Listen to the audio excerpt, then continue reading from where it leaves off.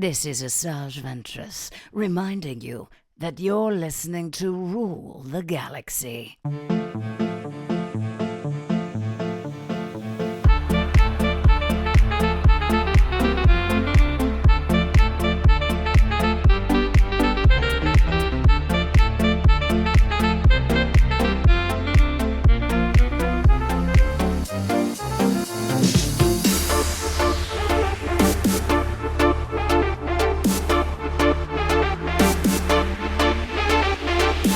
Join me. Together we can rule the galaxy far from sun.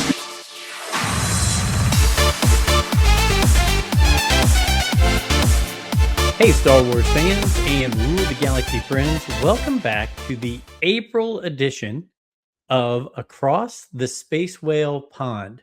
I don't know if that title's too long or not, but I'm kind of getting used to it. It does not. So, as usual, once a month, we have our friends from Making Tracks and Fantha Tracks joining us. Right now, we have Mr. Mark Mallcaster joining us. Yes, play on words, but he's done it so well.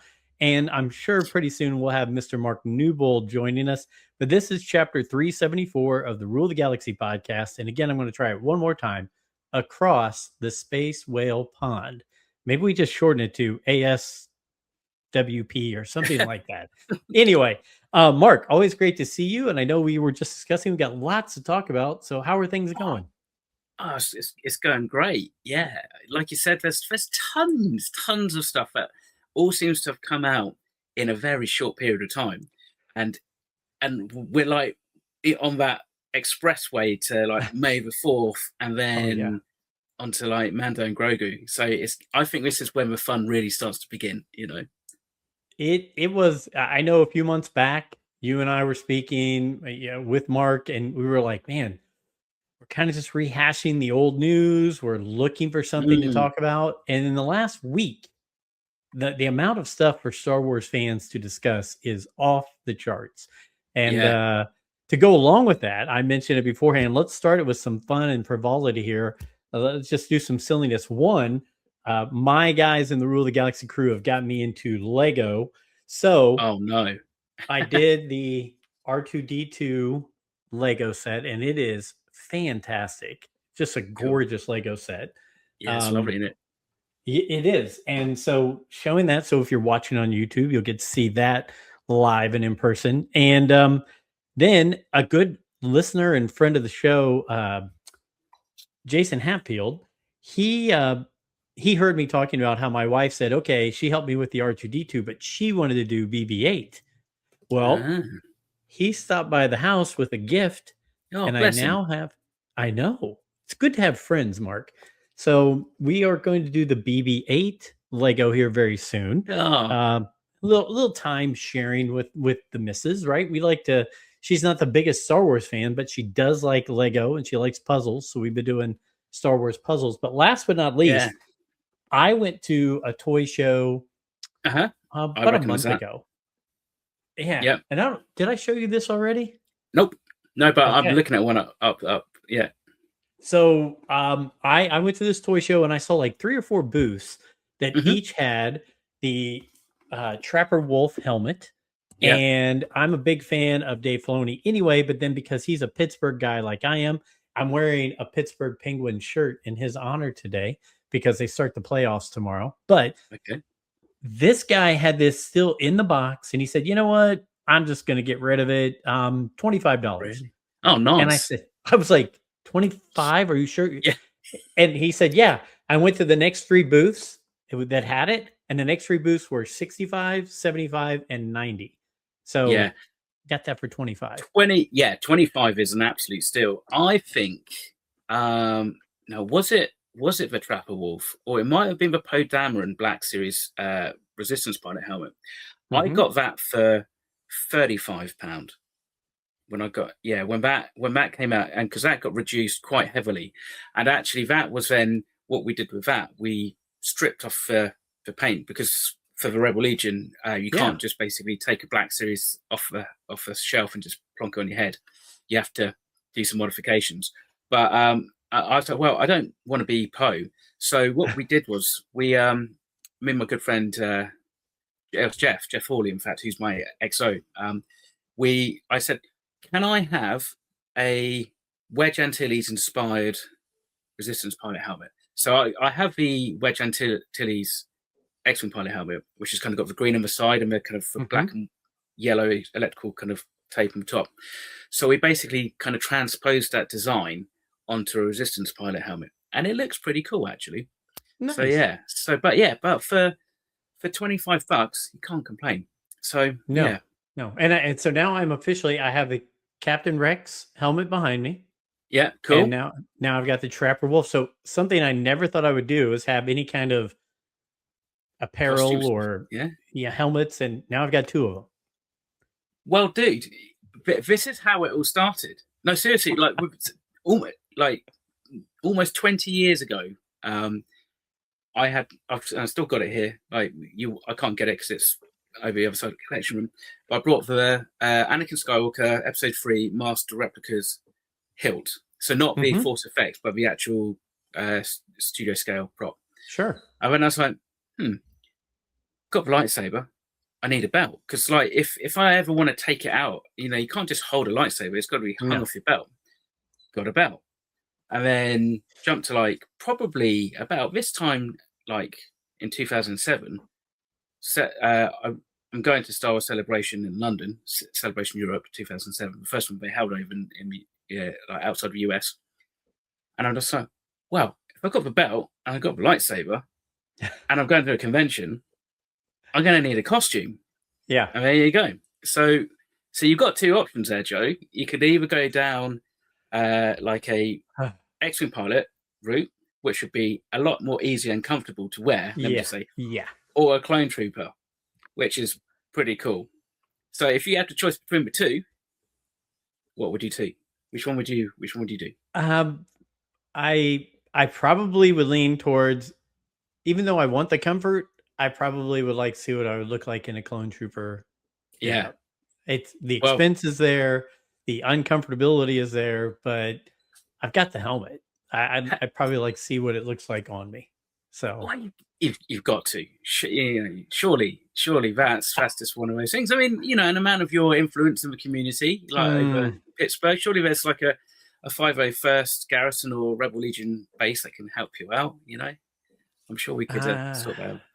You know what? A little bit at a time. Yeah, so how about you? Besides that, the Poe Dameron helmet that you got for such a steal a while back, what's something new that you've got? Okay, so something old, something new, and I was going to say something borrowed and blue, but no. So very new, because they've literally only just come out, and it's for a very new squad. So 501st, like, it has a garrison, which generally covers either a state or a country. But then, depending on the size of the garrison, you can have squads, smaller kind of like, detachments or units that can operate in a local area. So the local squad, to me, have just created a squad called the Stillbacks for the east of England, and so we've just got our patch. So just got nice, that, and there you go. And actually, now Mr. Newbold's here. This is cool because this kills 2 birds with 1 stone. Because, like I mentioned, Mark, we are live. Well, we're not live, but we're recording, so you're getting to see Mallcaster release some new things to you right here. Right. I'm so used to this. Yeah. So, I think I even mentioned it. I don't know if I made it into the edit, but I mentioned that I had something on order I picked up on eBay that a friend of mine, Phil Parker, kind of pushed me towards. And so it's still sealed. It's from 1977. It is, and where's the camera? There. It is a postage stamp collection.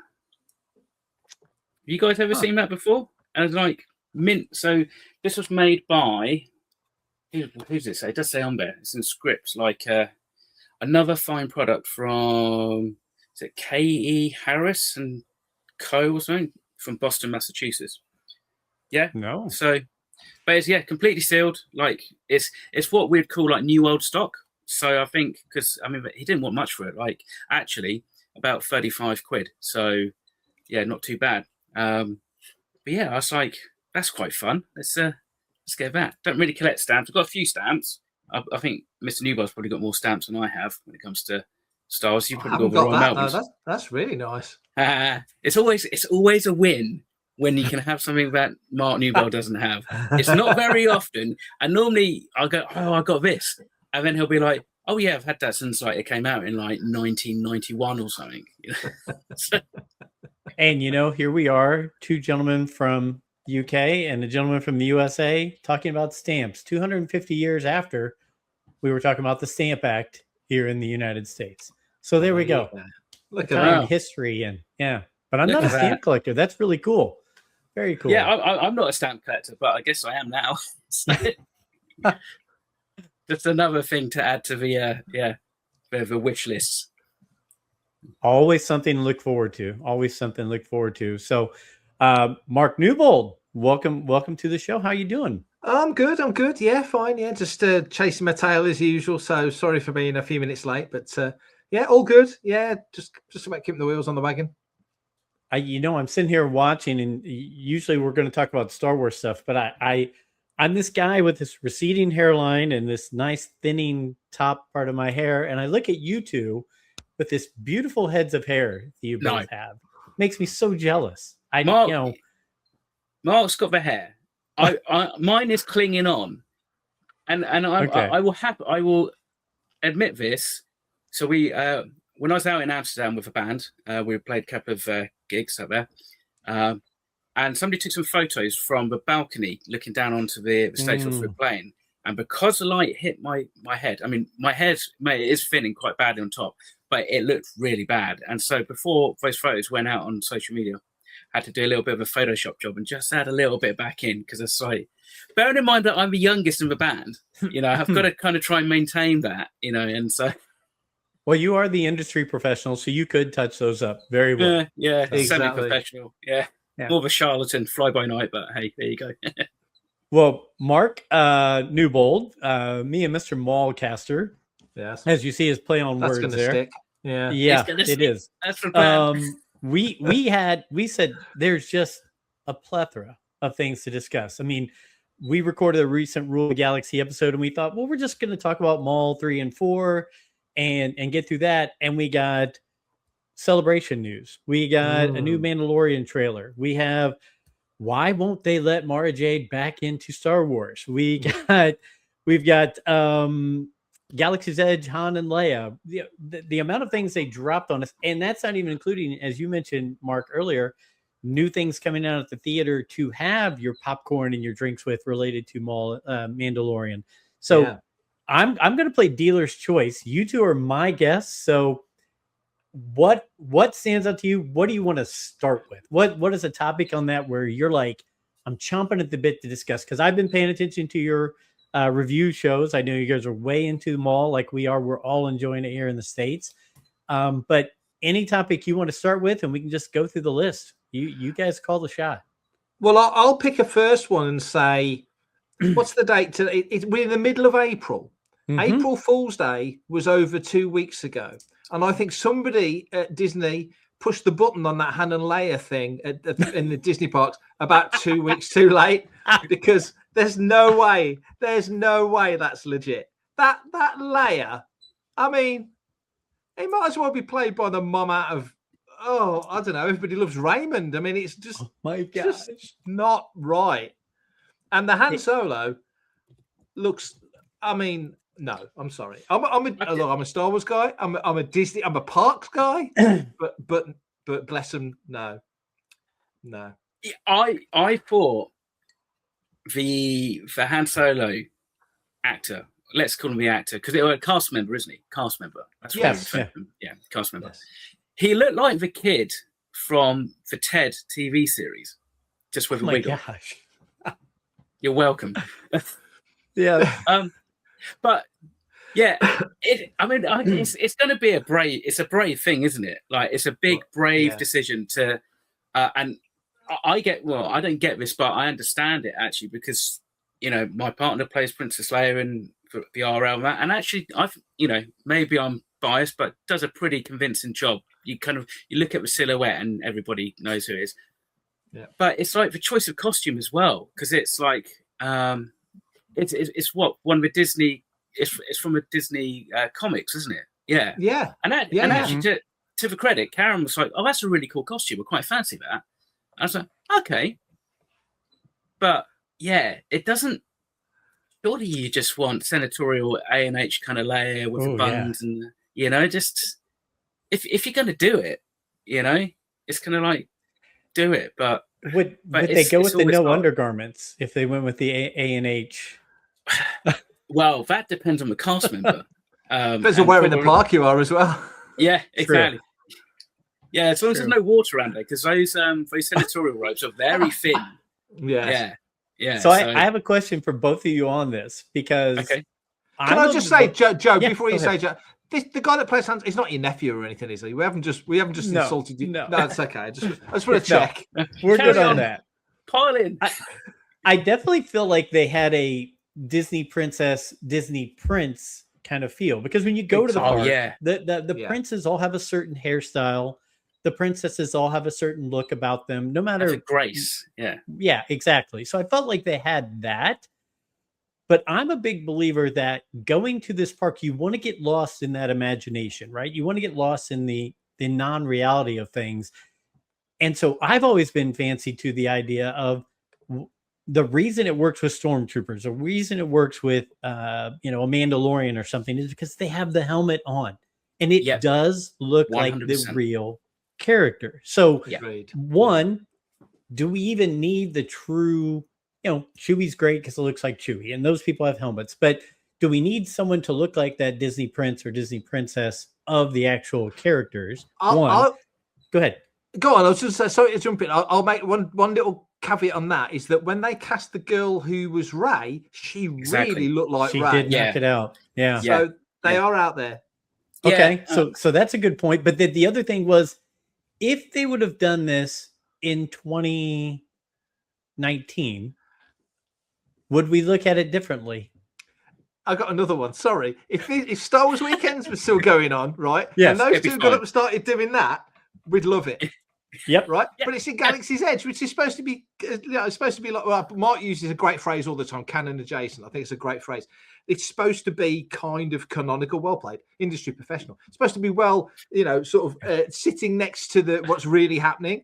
And if they turned up in Galaxy's Edge, they're getting mugged for impersonating an officer. Essentially, it's bless them. I'm not knocking the actors. It's not them. No, certainly not. No, it's not. It's not. And I think to your point, actually, Joe, because when you look at the video of Han walking towards a Falcon with Chewie, he's got that kind of like Once Upon a Time, Beauty and the Beast kind of waltz walk, hasn't he? Yes. And then the problem is he's only about 4 inches shorter than Chewie. And Chewie's so wrong. Oh, I don't want to sound like a complete kind of gatekeepery elitist here, but that Chewbacca costume is dreadful. I understand, having just done an actual Lego Star Wars commercial. I didn't want to actually mention it, but I'm in a Star Wars Lego commercial. Did you know that Mark's in a Star Wars Lego commercial, Joe? Have you heard? Yes, I've heard. Yeah, I think we watched it. Yes. Yeah. Moving on. So that Chewbacca obviously had a really good suit, and he was slightly shorter than Jonas and obviously Peter Mayhew, because 7 foot guys aren't that many, and have Chewbacca costumes are very few. But it's for quality of like the fur and all that. It just didn't look right. And obviously how Rebel Legion members get around it is they're on stilts, but that in itself is kind of like a compromise anyway, because there are some who can walk pretty well, and then there's some who literally they walk almost like they're an arthritic 80-year-old. They're just it's a real challenge in itself. And so it's a bold move. Yeah, and their arms are too short and all that, and they don't. In fact, I think they smell worse. They don't clearly go to the Wookiee baths on Yannick, so. Yeah, but bold move. And I suppose that's the thing, isn't it? Is it just because they don't look like them? Was it just because they haven't picked the right costumes, or if it's just like the whole thing, and maybe it just needs to have they need to go back to drawing board with it? It's a tough one. It is a tough one. I'm glad you brought that one up, because that was That was, as we say, was sitting on the tee. Like when we're doing baseball here, you set it on a tee, and it's easy to hit. So that was a good opening volley right there with that one. It's an interesting one. I know they're very excited because I'll just throw this out. The next discussion I'll follow up that with segue here. Star Wars Celebration. They're excited that Celebration is coming, the 50th anniversary in LA. They're excited to have all this momentum going in Galaxy's Edge. So I get it. They're trying to hit all the high notes before that happens. But fellas, speaking of that, May 6th, the tickets go on sale. Are we ready? Are we chomping at the bit to be at our computer and buy that first round of tickets? That's going to be a busy old week, isn't it? It is. Yeah. It's going to be a very, very busy week. Yeah, yes. and probably quite an expensive one. I mean, the tickets aren't too, but $260 for a 4-day pass for an adult. That's pretty decent. Yeah, that's not too bad, really. That's pretty much what it costs over in London, isn't it? What, 180 quid or something? I think it was for the 4-day, I think. Give or take, and that was a few years ago. So, so you can forgive a bit of inflation. I don't think that's too bad. Plus, like Joe says, it's the 50th, so you've got to anticipate and not expect, that's not the right word, but you've got to anticipate that they're really going to pull all the stops out for this one. Yeah. And that, all the folks that are still around are going to be there. It doesn't seem that long ago since we were going, I hope George is still around. I hope John Williams is still around. I hope Harris is still around. And it's less than a year away. And they're all still around. Touch wood. I'm tapping the side of the screen because it looks like wood. Touch wood. They're all still there next year. So that's a blessing. And being in LA, they're playing on the whole Hollywood thing, which makes all the sense. Yeah. So I like that. One thing that did surprise me was that there's no mention in the artwork.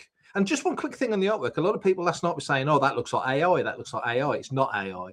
The artist, his name is out there. I think I found it. In fact, I found there's 2 artists, and I found the name of one of them online, and it's on Fantha. But I forget his name off the top of my head.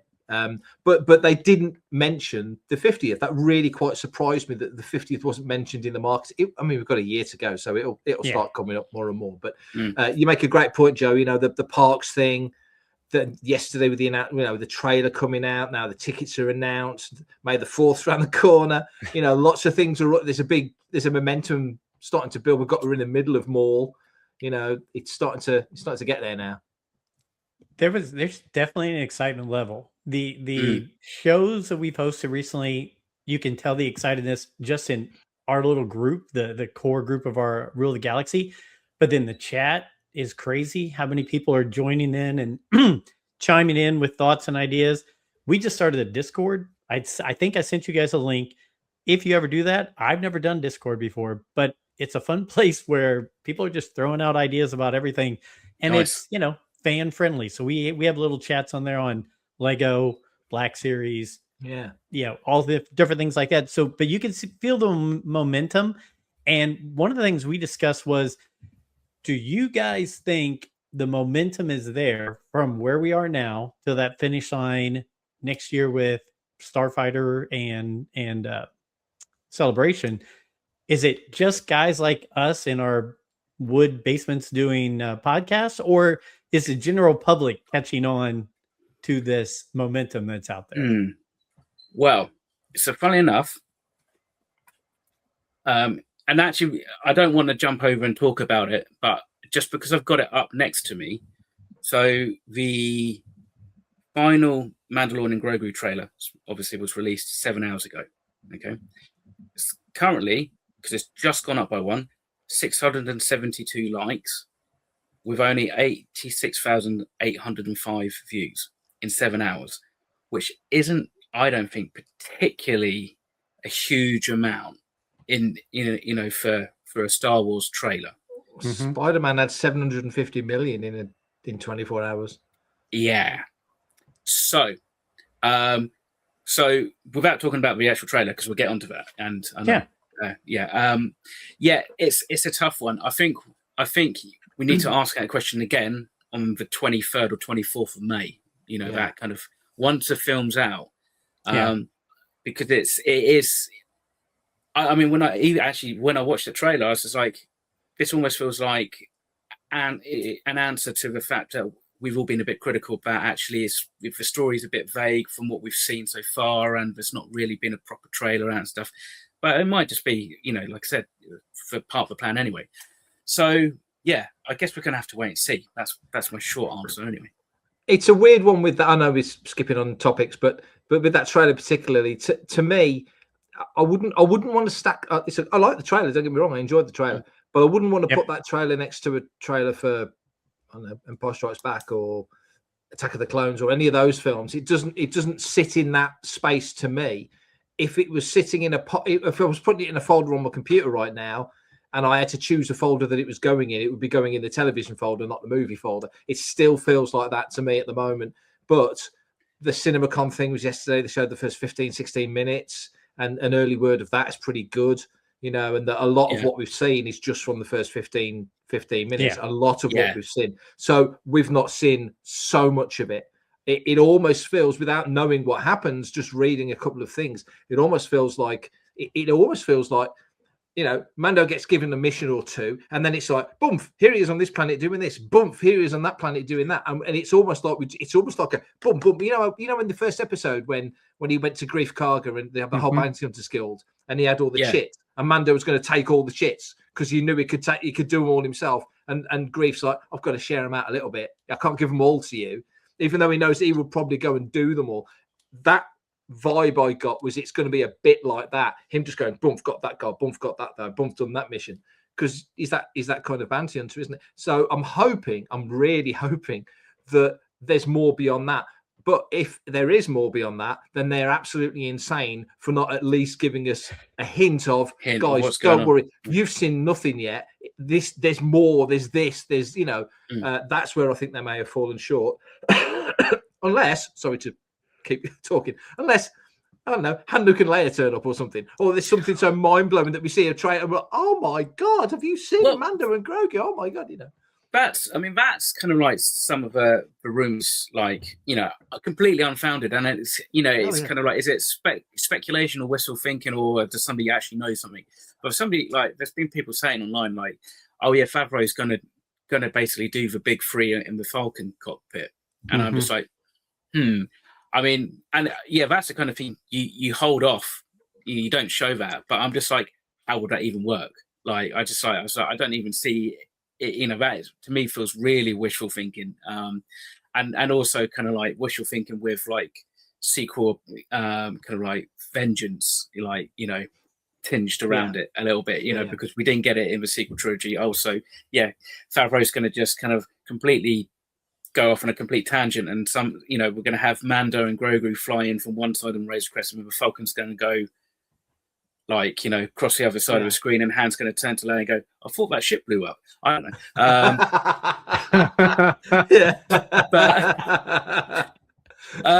So I mean, but then, like, what I've been seeing from the influencers went to whatever that Disney kind of preview was the other day, they do seem to be kind of, again, kind of like really pushing that kind of narrative of, oh, this is like live action, like, this is a set, this isn't just a volume, this is kind of like, this isn't CGI, this is like, look, you can play with Grogu and stuff like that.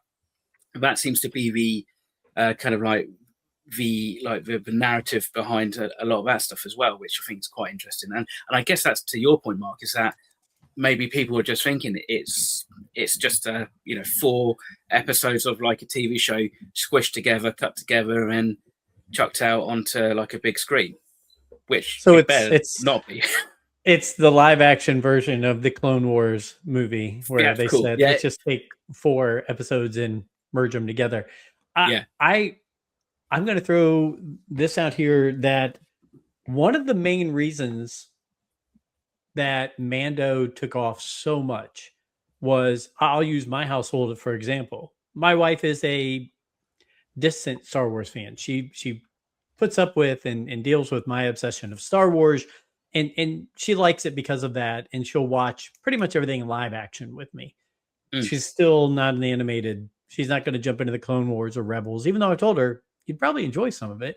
But the thing that ignited her saying, I want to watch every Mando episode, was not knowing anything about Grogu Yeah. And at the end of that first episode, which they kept secret from us all that time, when she saw that, she goes, well, I have to know what's going on with this. So are Favreau and Filoni saying, look, we did it once in the show.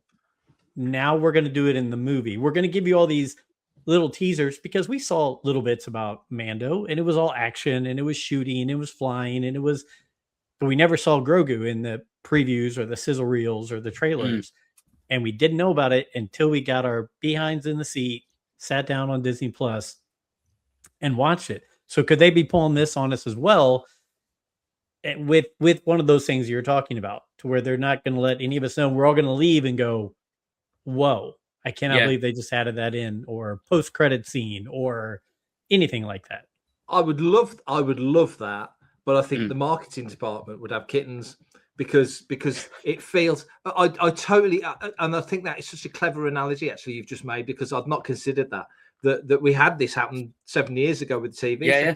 But that was the first thing on Disney Plus, and so they knew they'd got people on the hook for at least for however long their subscription was, kind of thing. But it worked brilliantly then. I would love to think it would work brilliantly now. I don't know. I mean, like I say, one of the things that came out of the CinemaCon, some people have seen stuff there, and somebody had, or maybe it was on. I know they did a bit where some influencers got to go around the set or parts of the set or something, and somebody said to Favreau, "Just this time with Ahsoka season 2," and Favreau, I'm paraphrasing, but basically said, "Yes, it ties in with that, and there's other stuff coming, and Dave's got lots of stuff planned." So, without reading too much into that comment, it doesn't scream there's more coming to Disney Plus to me. It screamed there's more coming to the big screen. Big screen, yeah. So that maybe the Mandoverse will move to the big screen and become a big screen thing. I'm not against that at all. Me neither. I love the feel. There's something about getting with some of your good friends or podcast people, community, whatever, and setting up, we're going to go to this show this night, this time, buy your seats. We're going to meet up and have an evening and then sit around and talk about it after it's over. Right? We've talked about this, Mark, haven't we? We're going to get together and watch it in IMAX and get a bunch of Fanthas together and do it. So, yeah. So, I mean, but I think because of the timing and the location of the era of when Mando is going on, I don't think we can knock any of those suggestions out yet. We can't say, hey, they're going to surprise us with, hey, there goes the Millennium Falcon flying by, right? They could tie in anything that we're discussing into that. As I saw someone even make the theory that because we're going to see Stinky in this, and now he's full grown and he's a buff bodybuilder, whatever, gladiator, they were like, we saw flashbacks in Ahsoka where you saw Anakin, Captain Rex, young Ahsoka. Could we see a live action Asajj Ventress when they're flashing back to the story on Stinky? That's a great idea. Yeah, it's on a great this. show. That's a great show. Yeah. And I thought, man, even that works. I mean, and it doesn't have to be a huge thing. It's just like, quick story, throw it out there. We show the flashback, boom, right back. But the whole flashback thing wasn't a thing in Star Wars for ages, was it? And then they kind of worked it in as just another cinematic technique to without, if you can show it instead of having somebody give clunky exposition, show it. So now they show it. And we even had it in Rise of Skywalker, didn't we? Seeing Luke and Leia training and scenes like that. So it's cinematically sort of broke the duck on that as well. So yeah, that's a really good shout. And like I say, to Mark's point, we're in the era where the Falcon literally could fly by, and Han and Leia could be on it, because we're not that many years past Jedi. Really hard, we're already now 8-9 years past Jedi or something. I'm a bit spotty on exactly where we are in the timeline, but it's it's going to be in that region, so they're not going to look massively dissimilar. Well, Book of Boba Fett's only a couple of 3 years back in the timeline, isn't it? Exactly. So you could see all these characters if you want to do it, and of course it depends on how Lucasfilm want to progress if they go down that route. Was Hamill involved? Was Harrison involved? Was Billy Lord involved? Who does there's lots of random variables. Yeah. But I think we're far enough past, just touching on the Princess Leia thing briefly, I think we're far enough past Carrie now. We respect her, she's honored, we love her, she's our princess. no disputing any of that. It's the 50th anniversary, and the character could still be alive, even though we lost Carrie 10 years ago. It was 10 years this year. Yeah. That the character could, in theory, live on. A younger Han Solo could live. We've got Alden as well. Could live on. So there's other ways of making the stories happen that I think. When I mean, Marcus said it, I'm making tracks that the big three, obviously the big three. There's so many stories you would really want to see told with them post Jedi, or just having them involved in various things. And if you've got an ecosystem of Disney Plus television episodes, Lucasfilm movies on the big screen, animation in that era, that they could turn up in anywhere and everywhere. Make it happen, please. Make it happen. I'd love it if this was the place, if this was the film, the Return of Star Wars on the big screen after 7 years, and this is the one that puts your big three in there. Even if it's a cameo, they're out there then. Exactly. And then that's it. Once it's out there, that's it. Go with it. Yeah, and Lando. totally. And Lando. And you know what, guys? I don't even think the way the AI stuff is going now, and the improvements they made, in the Mandalorian where we saw Luke, and the Leia improvements from Rogue One to Rise of Skywalker, they're going to continue to make improvements. We don't even need to really see those people have interactions or do a lot of speaking. But if you see those 3 or 4 characters involved in something in the back, in the distance, in the cockpit, as Sigourney Weaver's waving them off as they're leaving the island she's on there. I mean, you could do that and people would just be shocked. They've got options there. Just to your point about Sigourney Weaver, you look at Last Jedi, for example, with a younger, with Admiral Holdo, and you have a younger Admiral Holdo turn up because you kind of know that she was friends with Leia, and throughout the timeline, you've seen her in the comics. So you've got the options of that. So there's you can seed things from the future into this if you want, but you can certainly cast back to the OT, because Mando really does sit on the back end of the OT in the same way that the Acolyte sat on the back end of the High Republic era. So it kind of sits in that, obviously Rogue One's in there. You kind of hook Solo. I know Solo's halfway between the 2 trilogies, but it's Han, and he's an OT guy. So it kind of feels like an OT thing, so that's quite a chunky little era there. Hark back to whatever you want, as long as it serves the story. If it's just a gimmicky, Star Wars is better than that. It doesn't need that. But if it's something that means something, a sequence or a scene, like 3PO turning up in Ahsoka, it's fairly inconsequential, but it was C-3PO, for goodness sake, and it was Anthony playing him, and it was like brilliant. It worked. There was a point for the scene, and he was great in it. If it's something like that, then go for it. Do it. Yeah. I saw a word in an article about Star Wars a week or 2 ago when Maul first was released, and I used it on our podcast. I'm going to throw it by you. You've probably seen this now, but people were saying that to get butts back in the seats, to get people to feel in their comfort level, because let's face it, the original trilogy is the core of it all. And then everything else, there are fans for all aspects and all eras. But when you start there and work your way out from that, it's when you really can add to it. And somebody said, we're going to see more intraquels, not prequels, not sequels, but intraquels. That's a good word. That makes people have the warm and fuzzy, right? Yeah. It's going to get them back into the storyline where they are. It's going to have that touch point to those things that they love without going outside of that until we get that momentum that we're talking about going again. So it's that Chris Evans thing in I forget which Avengers film it was, when he comes into the modern world and he's like, I get that reference, and it became a meme, didn't it? But I think there's a truth in that. People will be watching. You got us, meaning you and me and our respective listeners. We're the 1%. It's everybody else that will watch something Star Wars that will just enough hearken to something, and they'll go, I know what that's from, or I've seen that before. I get that.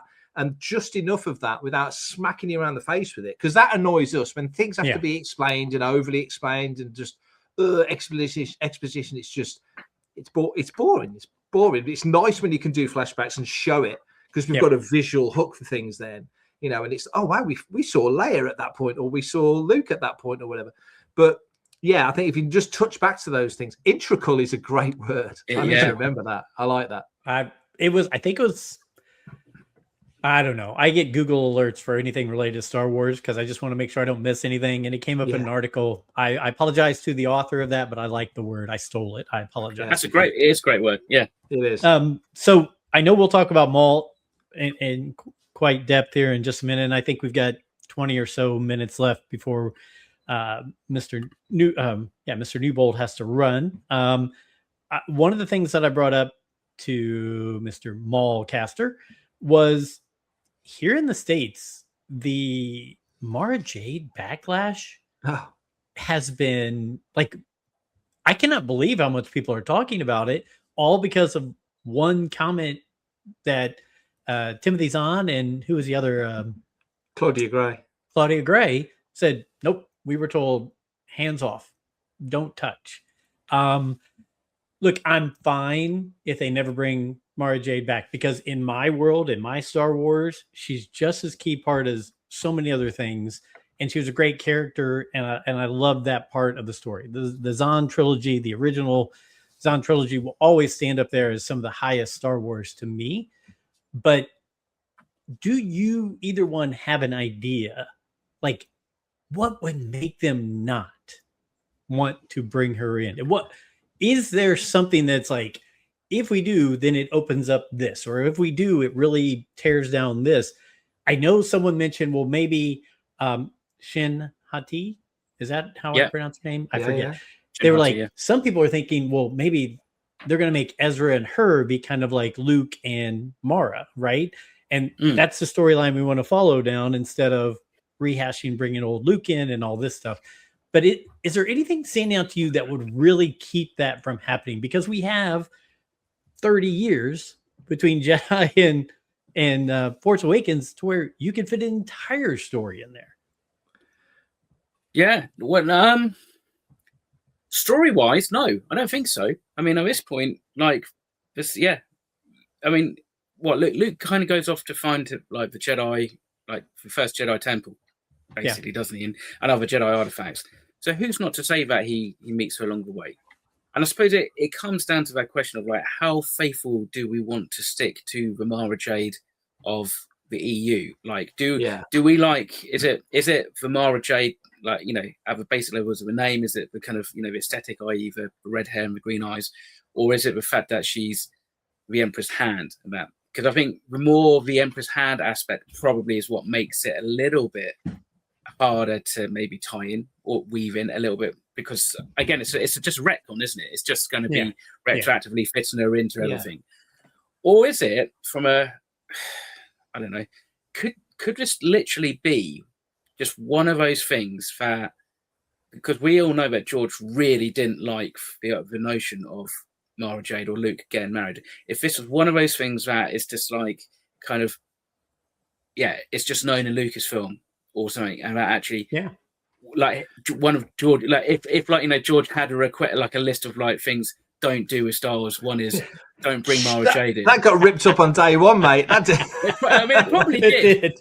But you do wonder, like, especially now, like with Dave having learned under like George's tutelage a little bit more, you know, whether or not that kind of, he would maybe respect that. I don't know. It's just, that's the only thing I can think. I mean, because otherwise, as far as I'm concerned, I don't understand why that character doesn't work in current Star Wars canon. I think you could bring Mara Jade back as a character in the same way, in a weird way, as you brought Maul back. He wasn't, Maul, as you brought Thrawn back. Thrawn. Yeah. He wasn't exactly the same scenario. No. It was a slightly different part of the timeline. Yeah, but it was still Thrawn. So I think you could bring Mara Jade, you know, kick-ass, redhead, green eyes, hot as hell, bring her back in and get the right actress who's got the right attitude, because Mara was one of those you don't mess around with Mara Jade kind of character. Hey, somehow Mara Jade returned. Hey, there you go. See, it writes itself. It writes itself. Does. But you know, like Mark said, she was the Emperor's hand. So you could work her into a scenario in different timelines if you want. In the same way that Starkiller was Vader's apprentice, Yeah. Mara Jade could be the Emperor's Hand, but also she was Talon Card. She was in the underworld, so you could introduce her in the underworld if you want to do that. So there's options there because she felt like two characters because they played the whole. What was her name? Arika, was it when she was undercover in Jabba's palace when she was the dancer? She was something dancer. like that. Yeah. So there's things you can do there. I mean, or actually, I guess maybe what you do is,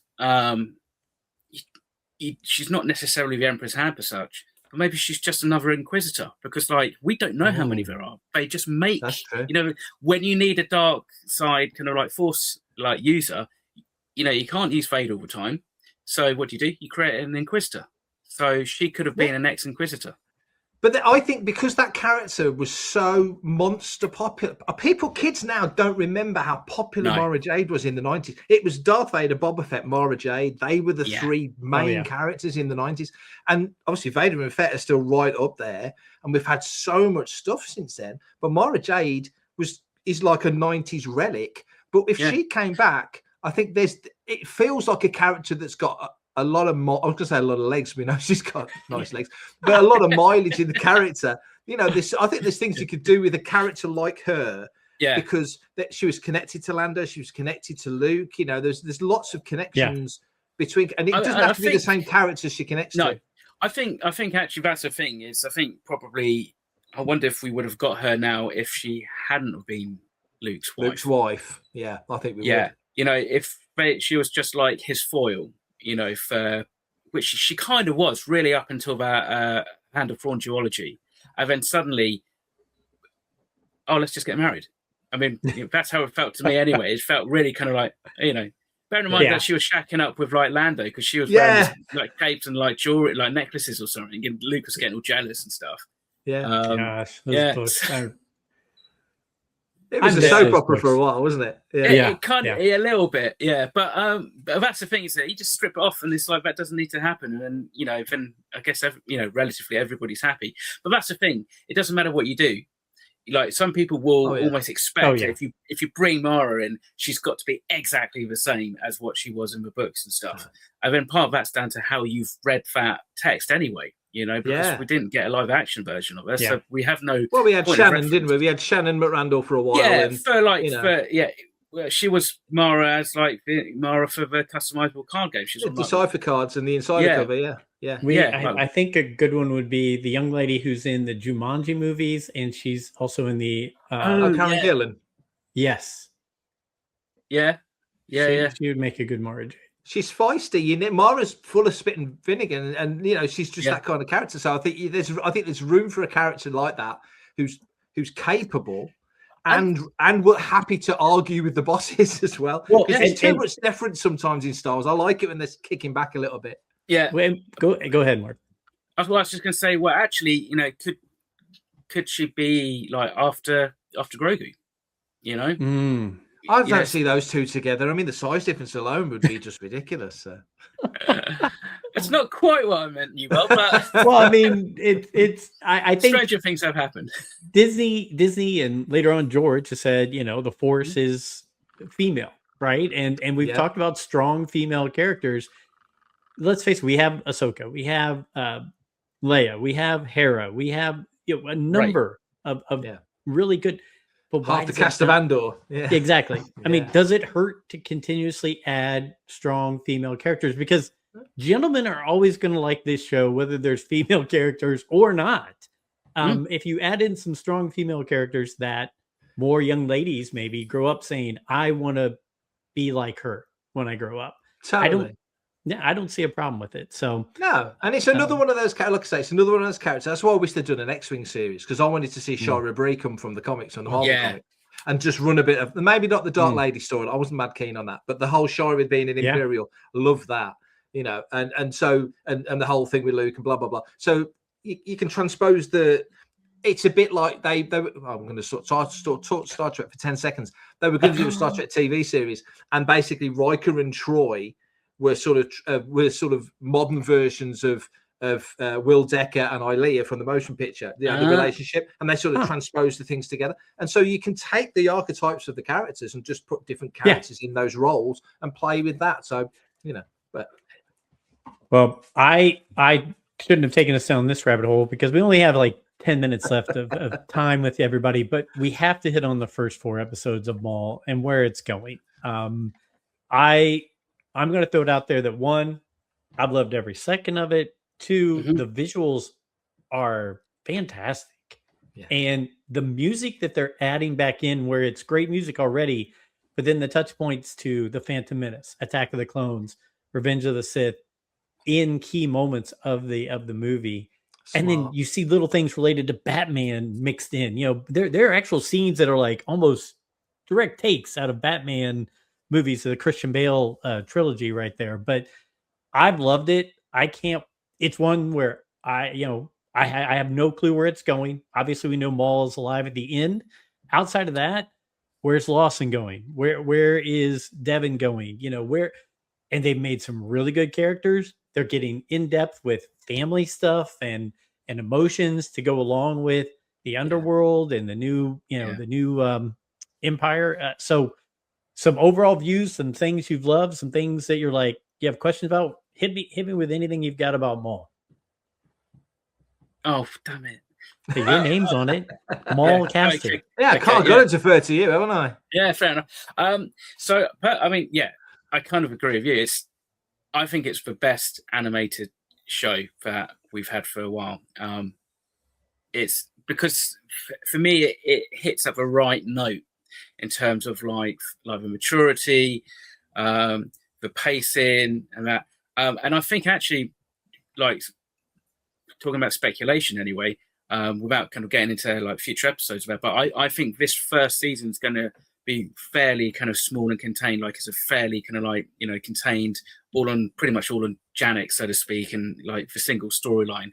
But I think when we get to season 2 and 3, once we know the core characters, that's when they can expand, and suddenly that's when really Crimson Dawn kind of comes into it, and how we kind of really. Which is what they did with Rebels, wasn't it? 100%.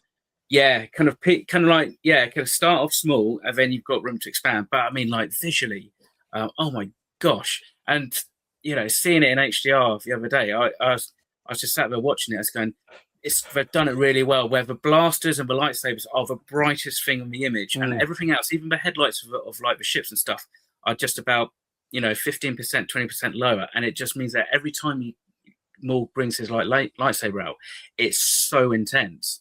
And I don't think we can ever get enough red lit corridor scenes in Star Wars, as far as I'm concerned. They're just the best. Yeah. Yeah. It totally sometimes agree. makes me forget that it's animated. Is that, I mean, you like when he and Iko, whatever, I always mess up his name, Masadaki. are face to face with their blades. Yeah. And the reflection of the blades in their eyes. And we said about this. Yeah. I mean, you're going, it's animated. And I think you guys brought it up when they have Vario in the cell and he's taking the red blade against the wall towards him. In his eyeballs, you can see the reflection of the lightsaber coming at him, and you're thinking, how are we doing this? I mean, we used to be very stick figures that hair didn't move, and they were, and here we are now looking at this going, this is incredible artwork right here. It's beyond painterly. It's like, I mean, and the fact that, and I don't really think it really matters other than for like an interesting case study that, on like the Lucasfilm website and stuff, but like, the fact they're using all these like, old school techniques of matte paintings and, incorporating brush palettes into like, the strokes and stuff like that. I mean, it adds to it, but it doesn't, it doesn't make it any more authentic. It's just really well crafted. And that's the pacing and, it's the characters and the story beats and obviously the animation and just a whole amazing scene of how, like, I mean, it's like Blade Runner. Like that opening shot is pretty much Blade Runner, and even the music, they've got this really nice edge where it's just leaning into dystopian, which we know is kind of coming because of the fact like the Empire is going to come, at some point. It's kind of like that's what's going to happen. That's where it's going to end up, but the Empire's not there. Everybody doesn't want them there, but sooner or later it's going to come because that's what the Empire does, Yeah. And when the Empire arrives, the speed of which they take that city, and they're everywhere. I mean, there's astonishing. I mean, never get bored of seeing a star. I mean, I never used to like Star Destroyers and atmosphere. It wasn't a thing until quite recently. Now I can't get enough of it. Stick that thing above the city; it looks amazing. So I love it now. So that thing just hovering there, Branda looks out the window and there's the Star Destroyer right there. It's just amazing. So all of that at the speed at which the troops are everywhere, and you're just thinking this is happening on multiple worlds as this is happening. This is what bugs me when they can't come up with a story in Star Wars, can't come up with a Rey film idea, can't come up with this. Good grief, there's so many stories you can tell. So and I'm not, I couldn't write them, it's not my job, but you know what I mean, it just feels like there's so much you can do. As you guys have both said, the animation is amazing, the music's on point, everything about it's brilliant.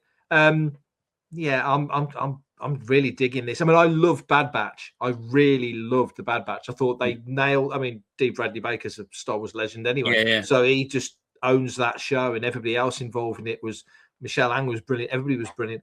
But this is really, like Mark says, this feels just a little nudge up more on the maturity scale, and just with the animation, it's just more. There's a fluidity to it. This is.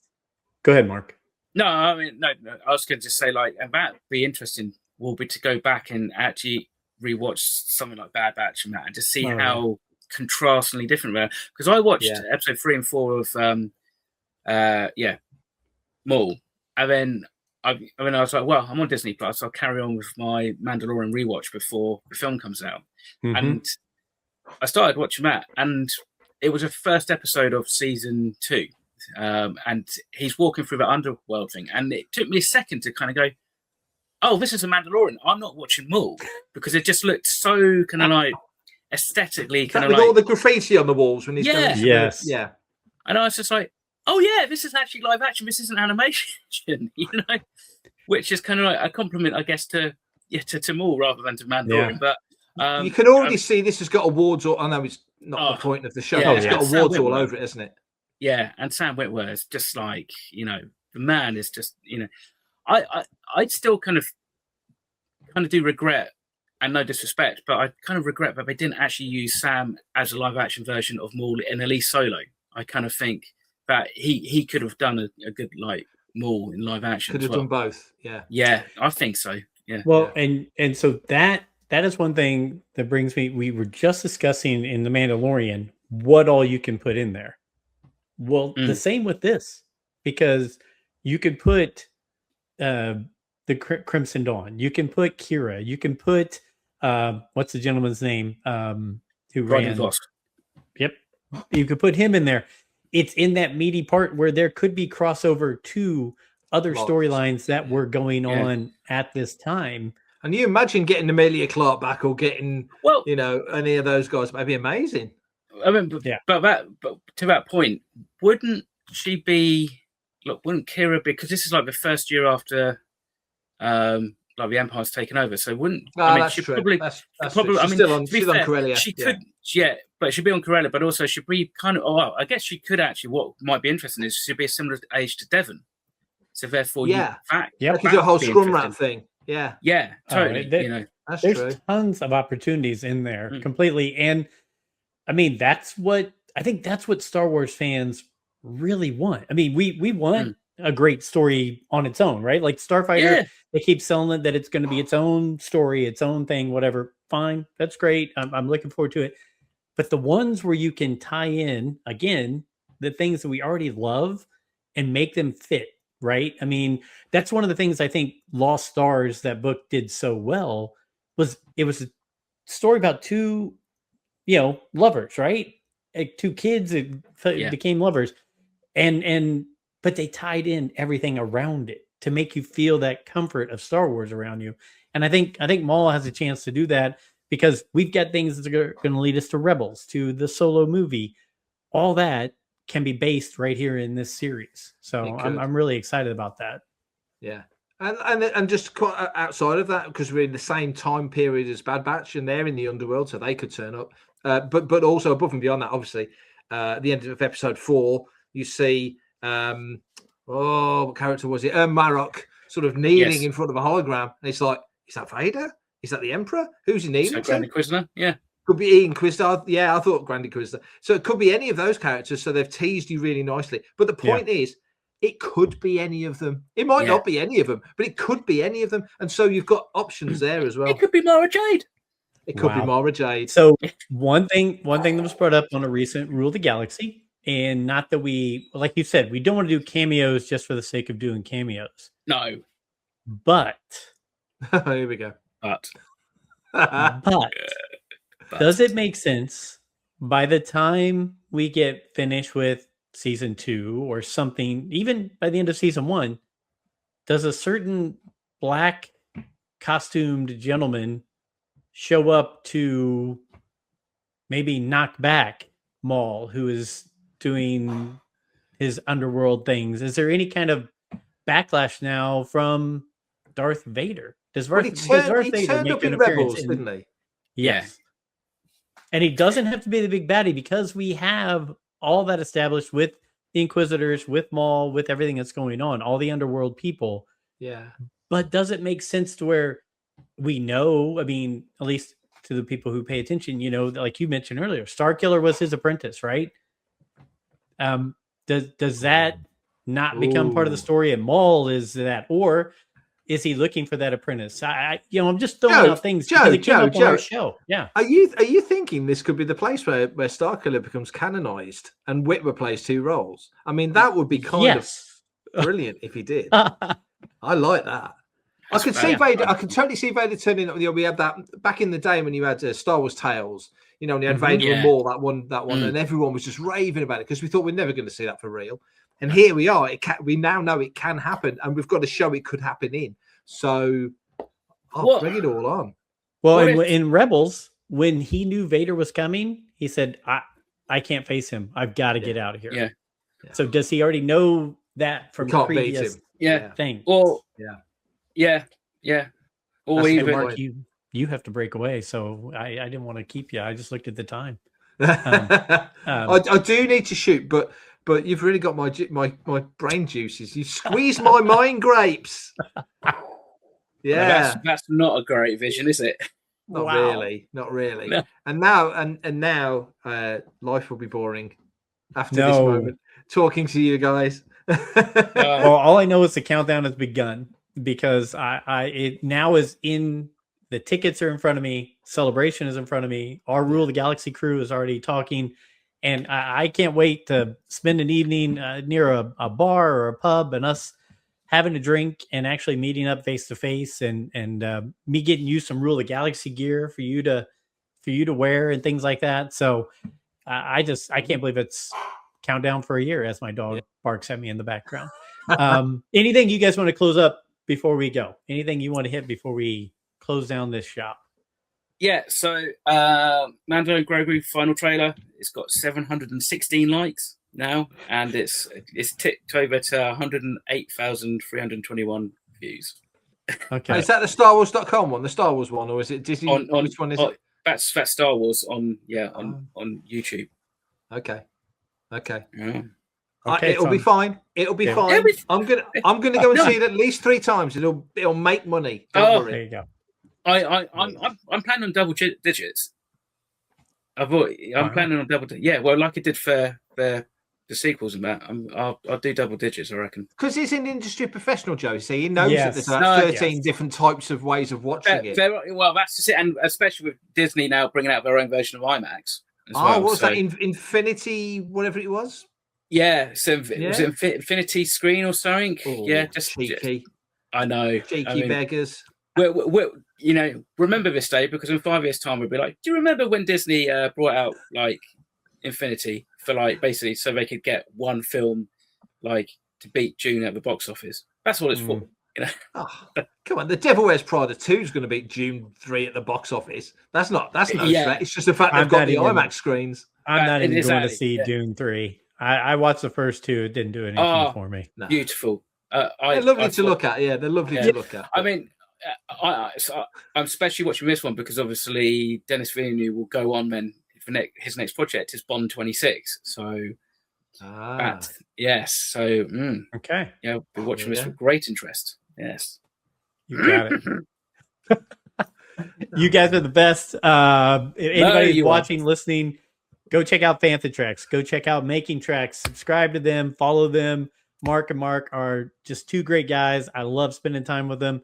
Across the Space Whale Pond, I'm getting better. It's in my head You're now. getting used so to it's it. working. He's getting used to it. Yeah. So this is the April edition. We're going to come back and talk in May as Maul's finishing up, as Grogu, Amando, and Grogu are right around the corner. We're going to throw that all. It's going to be a banger in that one for sure. So look forward to seeing you guys then. Thanks for taking the time. I know you got to run. Till next time, may the Force be with you. And we.